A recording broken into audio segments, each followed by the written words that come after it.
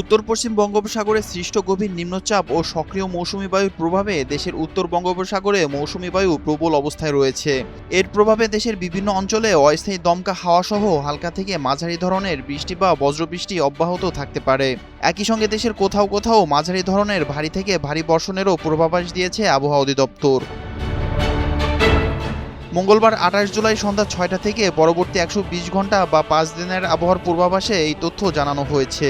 আবহাওয়া অফিস জানিয়েছে, উত্তর পশ্চিম বঙ্গোপসাগর এবং তৎসংলগ্ন পশ্চিমবঙ্গ উপকূলীয় এলাকায় অবস্থানরত গভীর নিম্নচাপটি পশ্চিম উত্তর পশ্চিম দিকে সরে গিয়ে মঙ্গলবার সকাল ৬টায় পশ্চিমবঙ্গ উত্তর উড়িষ্যা উপকূলীয় এলাকায় অতিক্রম করেছে।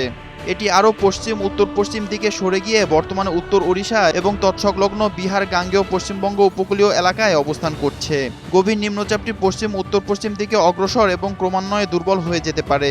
মৌসুমী বায়ুর অক্ষের বর্ধিতাংশ রাজস্থান, উত্তরপ্রদেশ, গভীর নিম্নচাপের কেন্দ্রস্থল ও বাংলাদেশের দক্ষিণাঞ্চল হয়ে আসাম পর্যন্ত বিস্তৃত রয়েছে। মৌসুমী বায়ু বাংলাদেশের ওপর সক্রিয় ও উত্তর বঙ্গোপসাগরে প্রবল অবস্থায় রয়েছে।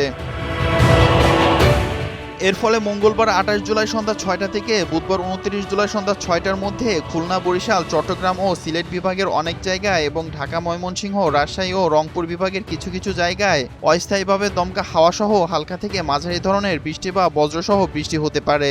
সেই সঙ্গে সারা দেশের কোথাও কোথাও মাঝারি ধরনের ভারী থেকে ভারী বর্ষণ হতে পারে। এ সময় সারা দেশে দিন ও রাতের তাপমাত্রা প্রায় অপরিবর্তিত থাকতে পারে।